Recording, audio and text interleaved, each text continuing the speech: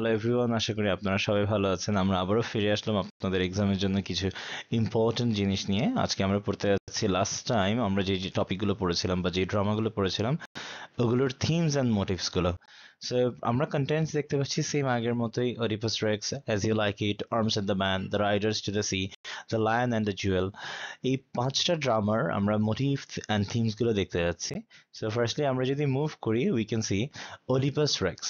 So Oedipus রেক্সের যে theme আছে, প্রথমটাই হচ্ছে the power of unwritten law.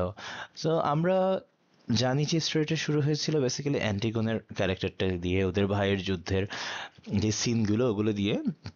And এই ড্রামার মোস্ট পাওয়ারফুল জিনিসটা ছিল যখন পলিনেসিস ওর ভাইকে ডিফিট করেছিল বা মেরেছিল, যুদ্ধ করেছিল থেবেসের থ্রোনের জন্য, কিন্তু আলটিমেটলি দু ভাই মারা গিয়েছিল কারণ ওডিপাসের কার্স ছিল ওদের উপরে, অভিশাপ যেটাকে বলা হয়। তাহলে ক্রেওনের কমান্ড কি ছিল? পলিনিসাসকে এভাবেই রেখে দিতে হবে, ওকে কবর দেওয়া যাবে না, কুকুর পাখি যারাই আছে সবাই ওর লাশ খেয়ে ফেলবে। সো এখানে কারোর কিছু করার নেই। এখান থেকে আসে পাওয়ার অফ আনরিটেন ল। এটা হচ্ছে লটা কোথাও লেখা নেই, কিন্তু ও যে ইম্পোজ করে দিয়েছে একজন পাওয়ারফুল পার্সন হিসেবে, এটা সবাই মানতে বাধ্য। এই জিনিসটাই। সেকেন্ড হচ্ছে the willingness to ignore the truth. এখানে ট্রুথের যে ব্যাপারটা আছে এটা ছিল মোস্ট ইম্পর্ট্যান্ট পার্ট, কারণ ওখান থেকেই শুরু হয়েছে বেসিক স্টোরি। যেমন ওডিপাস আর জোকাস্টার যেই ক্লোজনেসটা ছিল, the truth about the লোজ murder, মানে ওডিপাস পরে জানতে পারে যে লোজই হচ্ছে ওর বাবা, যেটার কারণে সে কোনোভাবেই নিজেকে মানিয়ে নিতে পারছিল না। অ্যান্ড এক পর্যায়ে ওডিপাস দ্য কিং আমরা দেখতে পারি ওডিপাস নিজেকে অন্ধ করে ফেলে অ্যান্ড হচ্ছে একটা নির্বাসনের লাইফ বেছে নেয়, চুজ করে ওখানে চলে যায়। সে জানে যে লোয়েসের মার্ডারের জন্য সেই দায়ী, এটা অন্য কেউ না জানলেও। পরে জোকাস তো যখন সত্যটা জানতে পারে অ্যান্ড সে লিটারালি সুইসাইড করে ফেলে। সো এখানে ওডিপাস জানতো যে সেই স্ট্রেঞ্জার, ওডিপাসের মা বা হচ্ছে ওয়াইফ, যে প্রেজেন্ট ওয়াইফ হিসেবে যে কাজ করেছে জোকাসটা। সো দেখা যাচ্ছিল জোকাসটা কোনোভাবে বিলিভ করতে পারছিল না, কাজ জোকাসটা মনে করেছিল স্ট্রেঞ্জাররা লোয়েসকে মেরেছে, কিন্তু একমাত্র ওডিপাসই জানতো যে he is the only one to be blamed. তারপর হচ্ছে the limits of free will. Free will বলতে তো বেসিক্যালি হচ্ছে আমাদের যেই স্বাধীন চেতনাগুলো আছে, ওই চেতনাগুলো, কিন্তু এগুলোর মধ্যেও লিমিট আছে। যেমন প্রফেসি আমরা দেখতে পাচ্ছিলাম টেরেসিয়াসের ওখানে, যখন ক্রেয়ন এসছিল ওরাকল থেকে, ডেলফি থেকে।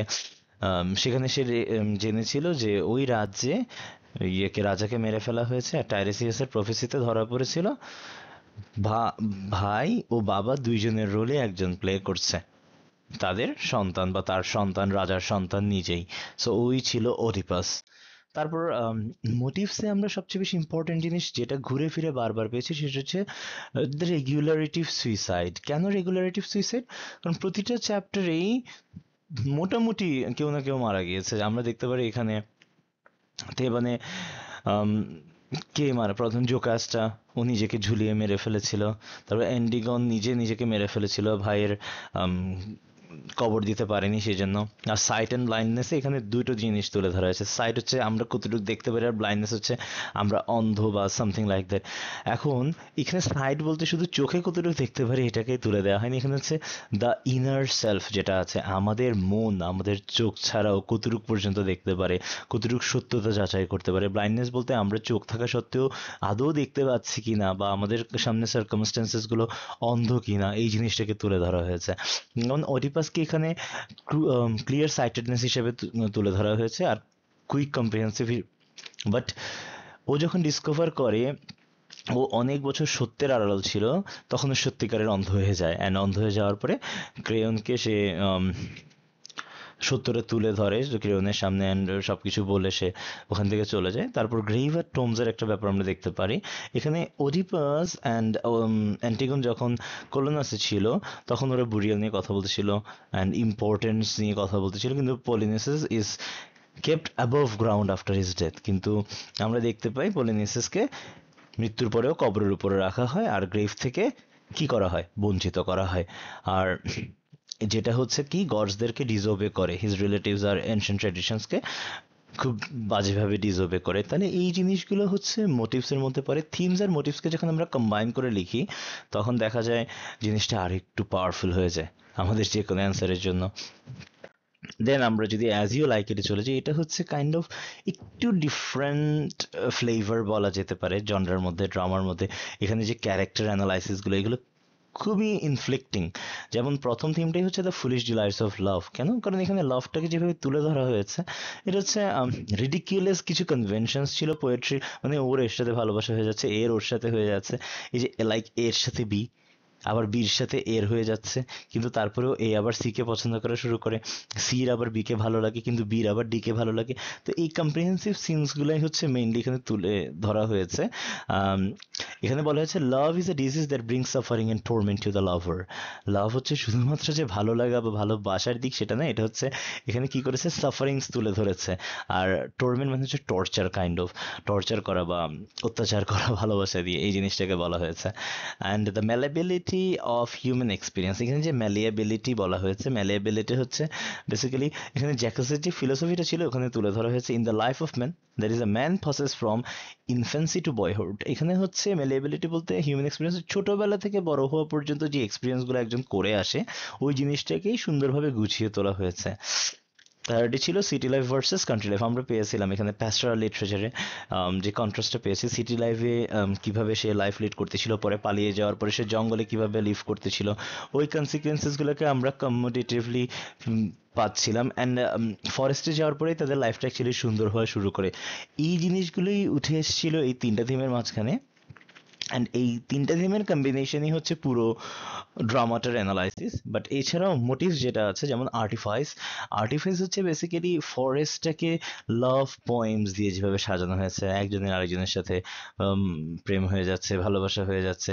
কিন্তু এখানে আরেকটা আর্টিফাইস ছিল যে মানুষ কষ্ট পেতে পেতে বারবার মারা যায়, বারবার রিভাইভ করে, মানুষের ওই পাওয়ারটা নেই যে, কিন্তু আবার সিমিলারলি আমরা দেখতে পারলে সবাই সবাইকে ভালোবাসতেও পারেন। এখানে স্ট্যাটাস স্ট্যান্ডার্ড ম্যাটার করে। আর্টিফাইসটা হচ্ছে ওভাবেই তুলে ধরা হয়েছে, জঙ্গলে থাকা সত্ত্বেও তারা এখানে ওয়েলদি বা এত কিছু হওয়া সত্ত্বেও এই জিনিসগুলো ওখানে রিপ্রেজেন্ট করেনি তারা।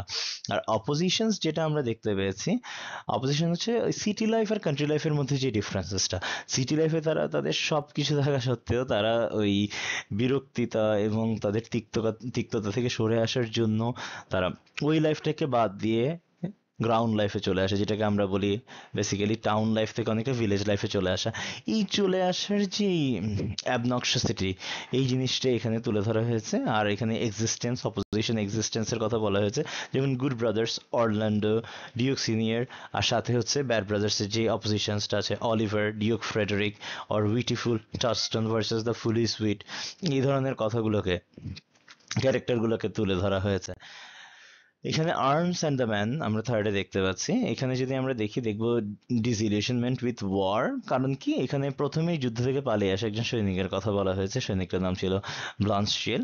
তো এখানে হচ্ছে যুদ্ধকে শুধুমাত্র লাইক মারামারি, হত্যা, এগুলাকে বাদ দিয়েও অন্য একটা রূপে দেয়া হয়েছে বা রূপ ধারণ করানো হয়েছে। সেটা হচ্ছে যুদ্ধ শুধুমাত্র মানুষকে মেরে ফেলাই না, চাইলে শান্তিপূর্ণভাবেও যুদ্ধ করা যায়, যেটা ব্লান্সশিয়েল নিজে ফলো করে। তারপরে সে the complexity of romantic love, এখানে রোম্যান্সটাও একটু কমপ্লেক্স ছিল। লাইক রায়নার সাথে আরেকজনের সার্জিয়াসের বিয়ে হওয়ার কথা ছিল, সার্জিয়ার, কিন্তু তারপরে সামহাও তাদের কমপ্লেক্সিটির কারণে তাদের মধ্যে বিয়ে হয়নি। অ্যান্ড ব্লান্স ছিল অনেক ওয়েলদি ছিল না, বাট তারপরেও তার বাবা মারা যাওয়ার পরে রাজস্ব তো সব কিছু সে তার মধ্যে পাওয়া শুরু করে। এই জিনিসগুলোকে কম্প্রাইজিংলি এখানে তুলে ধরা হয়েছে রোম্যান্টিক লাভের মধ্যে। সোশ্যাল কনভেকশনসও তুলে ধরা হয়েছে, ওয়েলথ ম্যাটার করে না, স্ট্যাটাস, সোশ্যাল স্ট্যাটাস ম্যাটার করে না, they have broken down into this things. তারপর ওরা নিজেদের রিলেশনশিপকে প্রায়োরিটি দিয়েছে। So the romanticism is mostly prioritised here. তারপর হচ্ছে the arbitrary nature of social status. এই যে সোশ্যাল স্ট্যাটাসটা বলা হচ্ছে, এখানে লৌকা ছিল একজন সার্ভেন্ট, সে তার থেকে বেশি কিছু হতে যাচ্ছিল, কিন্তু নিকোলার কথা ছিল যে ও যেমন আছে তেমনই থাকবে। বা ব্লান্সচিল যখন অ্যাপিয়ার করে, ও দেখা যায় মিডল ক্লাস ফ্যামিলির, বাট পরে জানা যায় ও অনেক বেশি ওয়েলদি রায়নার বাবা পেটকফের চেয়েও।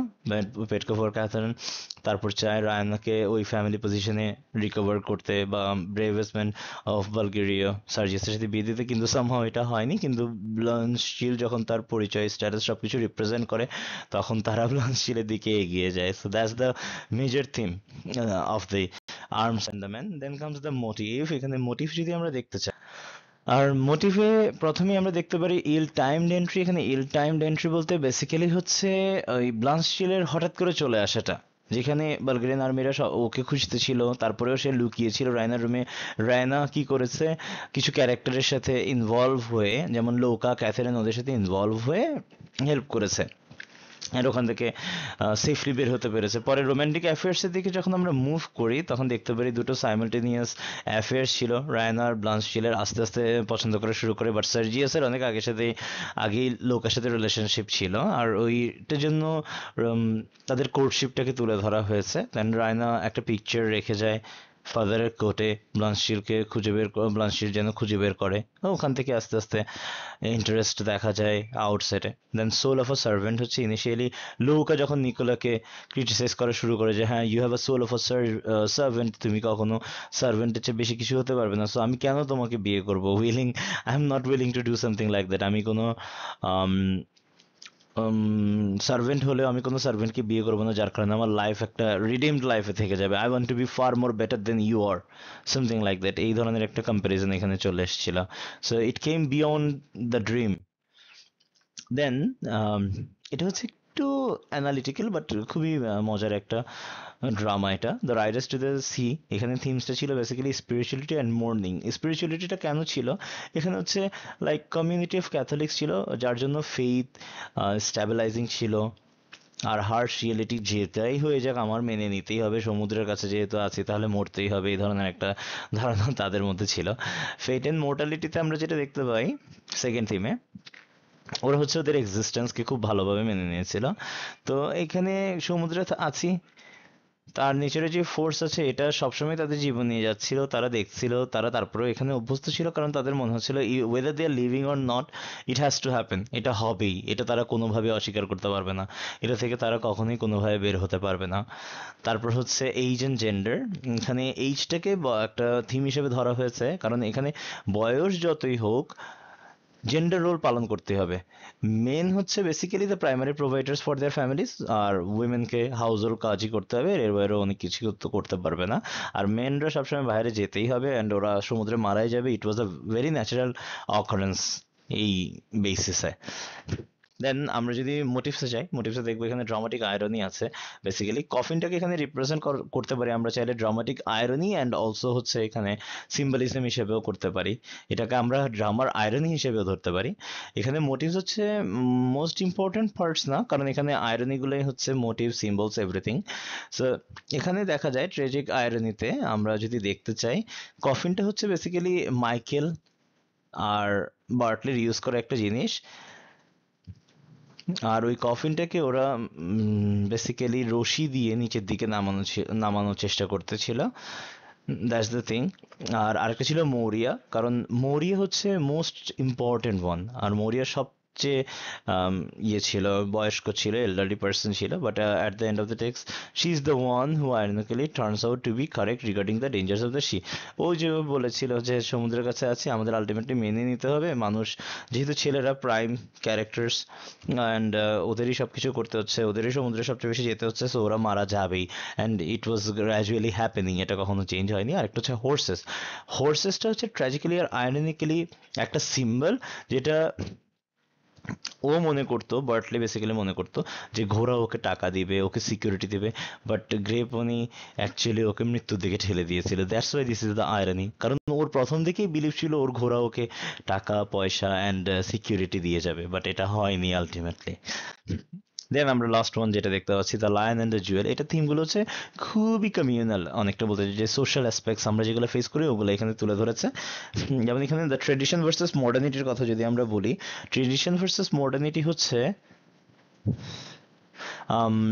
Mostly the lion and the জুয়েলে যেই পারফর্ম ক্যারেক্টার ছিল নাইজেরিয়ান, ওর ইন্ডিপেন্ডেন্স গ্রেট ব্রিটেন থেকে, যেটা ওই স্ক্রিপ্টের উপর বেসিস করে। এখানে ট্রেডিশনাল মডার্নিটি হচ্ছে যে যারা ব্রিটিশ অ্যাডাপ্টেবিলিটি করেছিল আর যারা হচ্ছে ট্রেডিশনাল অ্যাডাপ্টেবিলিটি করেছিল। ট্রেডিশনাল বলতে হচ্ছে যারা গ্রামের সচরাচর সব কিছুতে অভ্যস্ত ছিল। অ্যান্ড মেন ভার্সেস উইমেনে যদি দেখি তাহলে দেখতে পারবো আমরা এখানে ব্যাটল অফ সেক্সেস বলতে ব্যাটল অফ জেন্ডার্স। এখানে উইমেন এম্পাওয়ারমেন্ট হচ্ছে মেন এম্পাওয়ারমেন্টটা বেশি ইম্পর্টেন্ট ছিল, ছেলেরা যা বলবে তাই করতে হবে, অ্যান্ড ওইটা মেনেই চলতে হবে, and the boys were the leader. Pride vanity and the power of images যদি দেখি, বেলে ভিলেজের কথা যদি বলি, সিডি হচ্ছে এক্সেপশনালি ভেইন। ও জানে ওর ওর্থ কি, ওর সৌন্দর্য আছে। ও লাকুমকে কোনোভাবেই মনে করাতে চায়নি যে আম, ও অনেক বেশি সুন্দর। ওর এগুলোর পিছনে ছুটার কোনো সময় ছিল না, ওর কাছে যেটা ভালো মনে হয়েছে ও ওই ডিসিশনেরই ছিল, অ্যান্ড ওই ডিসিশনের উপর অনর থেকেই সে যা করার অতটুকু করেছিল। দেন কামস হচ্ছে মোটিভস, স্যাঙ্গো অ্যান্ড হিজ লাইটিং। স্যাঙ্গো কি ছিল? উম, ও হচ্ছে ইউরিবা ওশিরা, রুলার ছিল, উইল্ডার অফ জাস্টিস ছিল, যে নৈতিক বিচার করে দিত। থান্ডার লাইটিং এনফোর্স করতো। আর হচ্ছে আম, ও সাদিকুকে ইউজ করেছিল অবনক্সাস লাকুংলেকে থ্রেডিং করার জন্য। দ্যাট মিনস ও পাওয়ারফুল একজন ওরিয়ার ছিল অফকোর্স। ড্রামাটিক আয়রন যেটা ছিল, লাকুংলেস পোস্টারিং, লাকুংলে বলেছিল, আর যা করেছিল এটা অনেক আইরনিক ছিল। লাকুন্ডে খুব চেয়েছিল সিরিকে বিয়ে করতে, পারে সামহাও এটা পসিবল হয়নি, কারণ সিরি পরে রিজেক্ট করেছিল। রিডিকুলাস সাউন্ডস, তারপর হচ্ছে ওর ফলস ক্লেইমস ছিল অনেক কিছু, যার কারণে ও আলটিমেটলি আর জিতেনি, সামহাও জিতে উঠতে পারেনি। আর রেসলিং এর কথা যদি বলি, বেল অ্যান্ড হিজ রেসলিং যখন হচ্ছিল তখন সিরি দেখছে, এই কারণে এটা দিয়েই বেলেজ স্ট্রেংথ দেখে, কম্পোজার ক্লেভারনেস দেখে যে বেলে জিতে যাচ্ছে, এটা দিয়েই আসলে সিডিকে ইমপ্রেস করার অনেক চেষ্টা করা হয়েছিল, বাট সিডি সামহাও এটাতে গলে যায়নি বা হচ্ছে এই জিনিসটাতে আগাতে পারেনি। তো এত কিছুর পরেও সে এটাকে রিপ্রেজেন্টেশন হিসেবে নিতে পারেনি। And that's all. Thank you everyone. আশা করি আজকের ক্লাসে মোটামুটি আপনারা থিমস অ্যান্ড মোটিভসগুলো বুঝতে পেরেছেন। এগুলো কম্বাইন করে লিখলেই আমরা মোটামুটি একটা প্রপার মার্কিং এর জন্য আগাতে পারবো। এর বাইরেও আমাদের কিছু ক্লাসেস থাকবে ইনশাআল্লাহ, যেগুলোতে আমরা কুইক কোয়েশ্চেন অ্যান্সার্স বা এগুলো টাচ করতে পারবো। ক্যারেক্টার অ্যানালাইসিস বাকি আছে হোপফুলি, যেগুলো থেকে আমরা ক্যারেক্টার্সের ডিফারেন্ট আইডিয়াসগুলো পাবো অ্যান্ড বুঝতে পারবো কোন ক্যারেক্টারের রোল প্লেটা কেমন ছিল। Thank you everyone, thank you, see you soon.